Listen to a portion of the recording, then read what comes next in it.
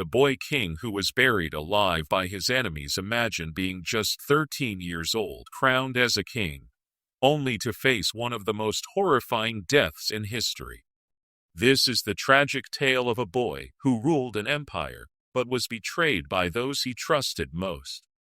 Our story begins in ancient Mesopotamia, in the powerful Assyrian Empire, around 612 BC.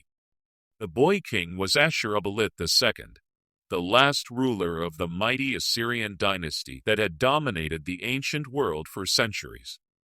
Ashur-uballit was not supposed to be king. He was the younger son of King Sin-shar-ishkun, living a life of royal privilege in the magnificent palaces of Nineveh. But fate had other plans. When the Babylonians and Medes launched their final assault on the Assyrian capital, everything changed in a matter of days. The siege of Nineveh was brutal and swift. The great city, once considered impregnable, fell after just 3 months of fighting. King Sin-shar-ishkun died defending his capital, and in the chaos that followed, young Ashur-uballit was proclaimed king by the surviving Assyrian nobles. But this was no ordinary coronation. The boy was crowned not in the splendid throne room of Nineveh, but in the ruins of a burning city. The Assyrian Empire was collapsing around him, and he was meant to be its savior. At just 13 years old, Ashur-uballit faced an impossible situation. The Babylonian army, led by King Nabopolassar, was destroying everything in its path. Ancient cities that had stood for thousands of years were being reduced to ash and rubble. The Assyrian army, once the most feared fighting force in the world, was scattered and demoralized.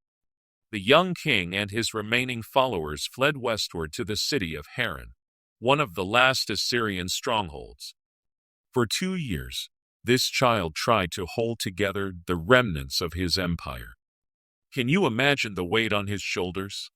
A boy who should have been learning to read and write was instead making life and death decisions for thousands of people. In Haran, Ashur-uballit attempted to reorganize his forces and seek help from Egypt, Assyria's former enemy, who now saw the Babylonians as a greater threat. The Egyptian pharaoh Necho actually sent troops to help the young king, not out of love for Assyria, but out of fear of Babylonian power. But the boy king's enemies were closing in. In 609 BCE, the combined forces of Babylon and Media launched their final assault on Haran. The siege was merciless. The city's walls, built to withstand conventional attacks, crumbled under the advanced siege engines of the Babylonian army. As the enemy forces breached the walls, young Ashur-uballit made a desperate decision. Rather than flee again, he chose to make his last stand. Some say it was bravery, others call it the foolishness of youth. But this 13-year-old boy decided he would rather die as a king than live as a refugee. The final battle was devastating.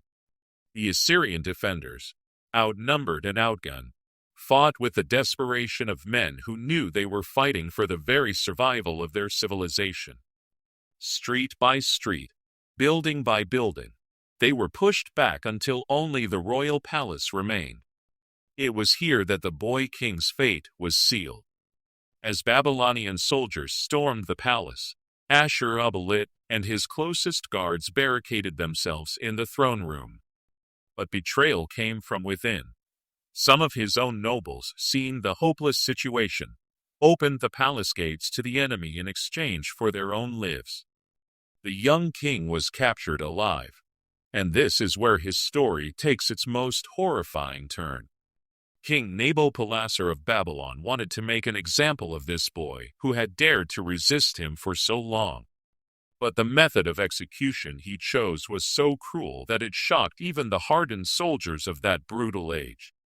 They decided to bury him alive.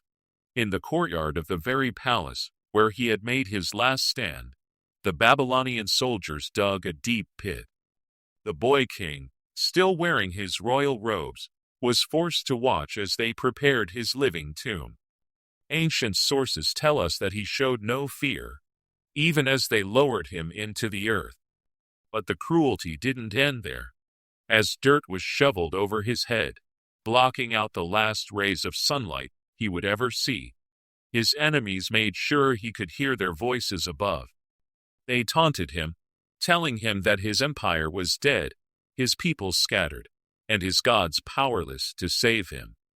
The burial was slow and deliberate. They didn't simply dump earth on him quickly. Instead, they added dirt layer by layer, ensuring that the young king would have time to contemplate his fate as the walls of earth closed in around him. It was psychological torture as much as physical execution. Archaeological evidence from Harran suggests that this horrific execution actually took place. Excavations have revealed a pit in what was once the royal palace courtyard, containing human remains that match the historical descriptions of the boy king's death.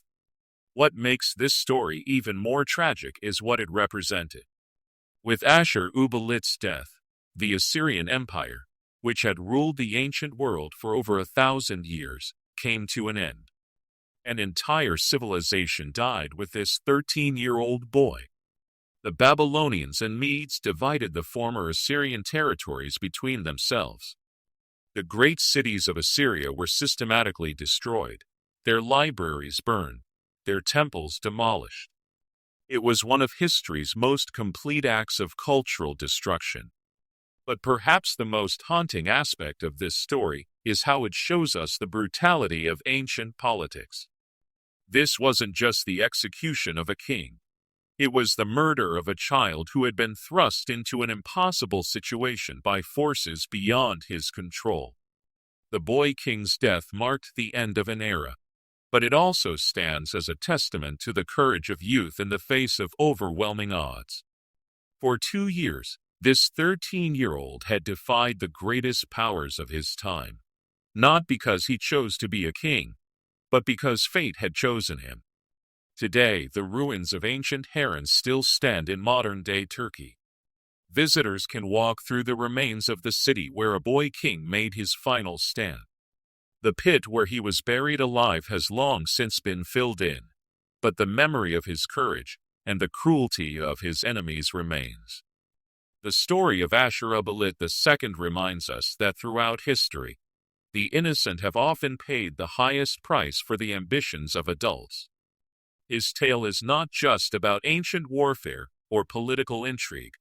It's about the tragic loss of childhood innocence in a world too quick to demand that boys become men, and men become monsters. This was the story of the boy king who was buried alive by his enemies, a reminder that even in the ancient world, some acts of cruelty were so shocking that they echo through history for thousands of years.